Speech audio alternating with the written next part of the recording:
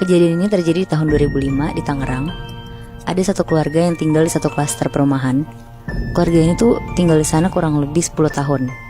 Dari yang klasternya masih kosong sampai udah keisi semua. Keluarga ini isinya suami, istri, dan satu anak. Kita sebut aja suaminya namanya Pak Indra, istrinya Bu Dita, dan anaknya Reza. Pak Indra sama Bu Dita kira-kira umurnya udah 50 tahunan dan Reza 20 tahun. Bu Dita itu termasuk tetangga yang supel dan suka bergaul sama tetangga-tetangga satu klasternya. Karena ibu rumah tangga, jadi hidupnya tuh sehari-hari kebanyakan di rumah. Dia tuh juga suka bikin acara-acara buat tetangganya, kayak 17 Agustusan, tahun baruan, sampai arisan ibu-ibu juga dia yang selalu ngajak.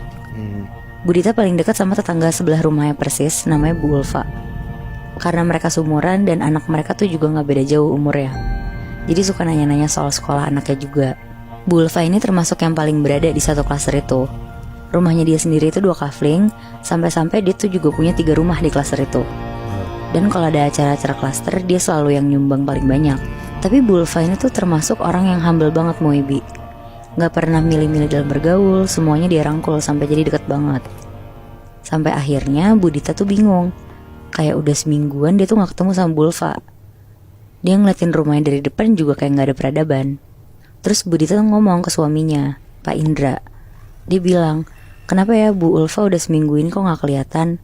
Rumahnya juga kelihatan kosong. Terus Pak Indra jawab, ya paling keluar negeri sama keluarganya. Biasanya kan tiap tahun begitu. Ngedenger itu Bu Dita baru keinget juga kalau Bu Ulfa tuh setiap tahun emang pasti keluar negeri sama keluarganya. Tapi yang bikin dia masih mikir tuh, kok tumben gak ngasih tahu? Karena biasanya tuh selalu ngomong dulu ke Bu Dita.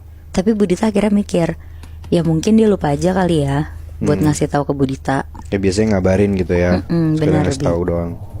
Nah akhirnya sekitar jam 9 malam, tiba-tiba ada yang ngetok-ngetok rumah Bu Dita. Pas dibukain sama Bu Ditanya sendiri, ternyata itu tuh Bu Ulfa. Langsung heboh kan tuh Bu Dita. Terus langsung disuruh masuk juga. Tapi pas disuruh masuk, Bu Ulfanya tuh diem aja. Mukanya Bu Ulfa di sini juga nggak kayak biasa, pucet, rambutnya juga agak berantakan. Karena Bu Dita ngeliat Bu Ulfa pucet banget kayak orang sakit, Bu Dita akhirnya bilang, Bu tunggu aku bikinin teh panas ya, ibu masuk sini aja duduk di ruang tamu. Akhirnya Bu Dita cepet-cepet lah bikin teh panas. Dan pas dia balik ke pintunya, Bu Ulfa tuh udah gak ada. Terus malamnya akhirnya dia ceritalah ke Pak Indra. Dia bilang kalau tadi tuh Bu Ulfa mampir, tapi mukanya tuh pucet banget. Dan tiba-tiba Bu Ulfa tuh hilang pas lagi dibikinin teh sama Bu Dita. Tapi rumah Bu Ulfa pun juga masih kosong. Ya Bu Dita gak sempet ngecek rumahnya sih Moy. Soalnya udah malam juga waktu itu. Iya. Akhirnya sekitar jam 11 malam, Bu Dita siap-siap tidur. Tapi pas baru mau tidur, Bu Dita tuh denger kayak ada suara kenceng banget. Suara perempuan teriak-teriak terus nangis. Pak Indra pun denger suara itu. Akhirnya karena penasaran dan suaranya makin kenceng, Bu Dita sama Pak Indra lari ke kamar anaknya. Tapi pas dibuka pintunya, Reza tuh udah tidur. Sumber suaranya tuh bukan dari rumah mereka Moibi, malah dari rumah sebelah, rumahnya Bu Ulfa. Akhirnya jam 11 lebih mereka mutusin tuh buat keluar rumah dan nyoba ngebel rumah Bu Ulfa. Soalnya suara yang mereka dengar udah bukan teriakan sama tangisan lagi, tapi suara minta tolong juga. Oh shit. Mereka ngebel lah ke rumah Bu Ulfa. Sekali dibel gak ada yang keluar, 2 kali pun sama, sampai akhirnya ketiga kali. Yang keluar tuh pembantu sama supir rumahnya.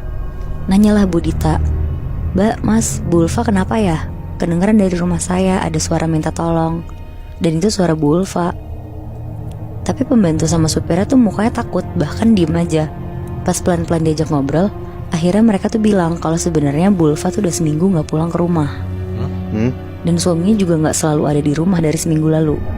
Padahal biasanya selalu pulang malam, tapi kali ini tuh lagi jarang banget pulang. Pulang cuma buat nengokin keadaan anaknya doang.